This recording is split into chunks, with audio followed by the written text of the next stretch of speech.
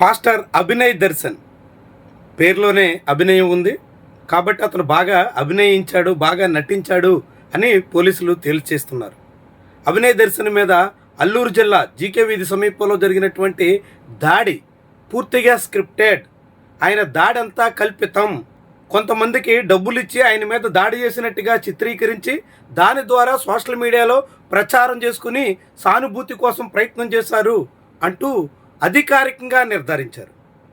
తీరా ఇప్పుడు ఈ ఎపిసోడ్ అభినయ్ దర్శన్ అసలు రూపాన్ని బయటికి వెళ్ళగెక్కితే ఆ ఉదంతం ద్వారా తెలుగుదేశం పార్టీ బండారాన్ని కూడా బయటపడేసినట్టు అయింది.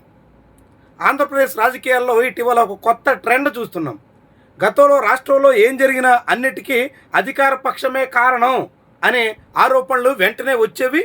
అధికార పక్షంలో ఉన్నటువంటి వాళ్ళు సమాధానం చెప్పుకోవాల్సి వచ్చేది. కానీ ఇప్పుడు అందుకు భిన్నమైనటువంటి పరిస్థితి ఉంది. రాష్ట్రంలో ఏం జరిగినా అందుకు వైఎస్ఆర్సీపీనే కారణం. ఎక్కడ ఏ తేడా జరిగినా అందులో వైఎస్ఆర్సీపీ వాళ్లే మూల కారకులు అని నిందించడానికి టీడీపీ ఎక్కడా వెనకాడడం లేదు. అందుకే మారుమూల ఏజెన్సీలో ఒక పాస్టర్ మీద దాడి జరిగింది. రాజకీయాల కోసం ఇటీవల అనేక రకాల ప్రయాసపడుతున్నటువంటి సినీ నటుడు, అంతకుముందు సినిమాల్లో నటించినటువంటి అభినయ్ దర్శన్ మీద దాడి జరిగితే దానికి కూడా వైఎస్ఆర్సీపీనే కారణం అని టీడీపీ ఆరోపించడానికి ఎక్కడా వెనకడికి వేయలేదు. అలా టీడీపీ తన అఫీషియల్ హ్యాండిల్లో గొడ్డలి పార్టీ అరాచకాలకు పరాకాష్ఠ ఇది. శాంతియుతంగా ఏజెన్సీ ప్రాంతాల్లో పాదయాత్ర చేస్తున్న పాస్టర్ అభినయ్ దర్శన్పై పాడేరు వైసీపీ గొడ్డలి పార్టీ ఎమ్మెల్యే మత్స్యరాశ విశ్వేశ్వరరాజు దాడికి పాల్పడ్డారు తెలుగుదేశం పార్టీ అధికారికంగా ఆరోపిస్తుంది. దాంతో నిజంగా అసలు దాడే కాదు అని పోలీసులు నిర్ధారించిన తర్వాత టీడీపీ ఆరోపణలు ఇంకెంత ఫేకో, అసలు లేని ఘటనని ఎలా వైఎస్ఆర్సీపీ మీద నెట్టే ప్రయత్నం చేస్తుందో ఈ ఉదంతం మొత్తం తేట తెల్లం చేసింది. అయితే తెలుగుదేశం పార్టీ అధికారికంగా చేసినటువంటి ఇలాంటి ఆరోపణలు, అదేవిధంగా ఫ్యాక్ట్ చెక్ అంటూ అధికారికంగా చేసినటువంటి కొంత ప్రయత్నాలు అన్నీ డిలీట్ చేయగలిగారు. కానీ టీడీపీ హ్యాండిల్ మీద ఉన్నటువంటి కొన్ని పోస్టులు మాత్రం డిలీట్ చేయలేకపోయారు. స్వాతిరెడ్డి అనే పేరుతో టీడీపీ అధికారికంగా అనేక రకాల క్యాంపెయిన్స్ నిర్వహిస్తూ ఉంటుంది. వైఎస్ఆర్సీపీ మీద తీవ్ర స్థాయిలో విరుచుకుపడుతూ ఉంటుంది.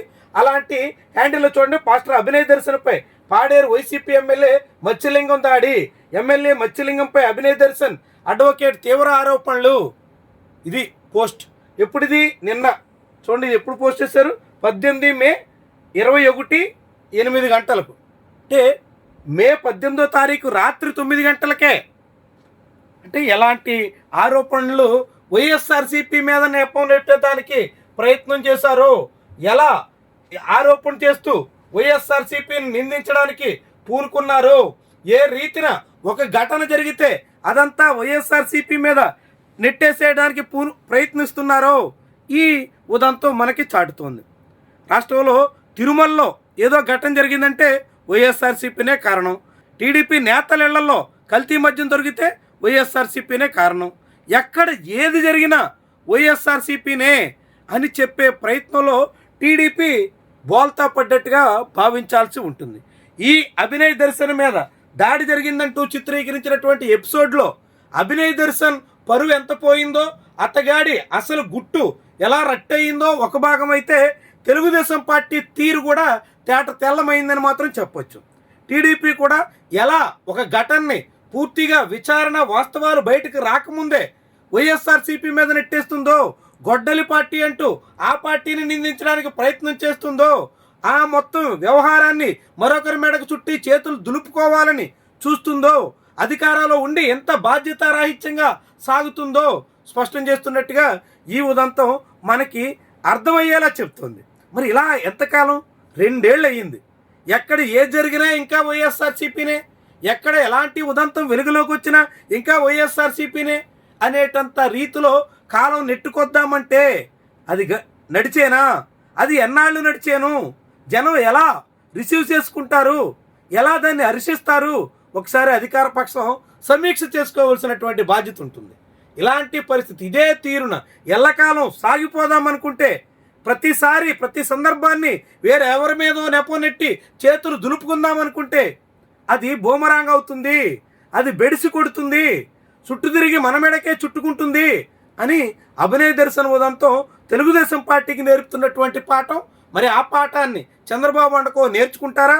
కాదు, ఏదైనా ఇదే పందాన కొనసాగుదాం, ఇదే తీరులో నడిచిపోదాం, జనం ఏమనుకున్నా పర్లేదు అనేటువంటి వ్యవహారాన్ని కొనసాగించేస్తారా? చూద్దాం మరి.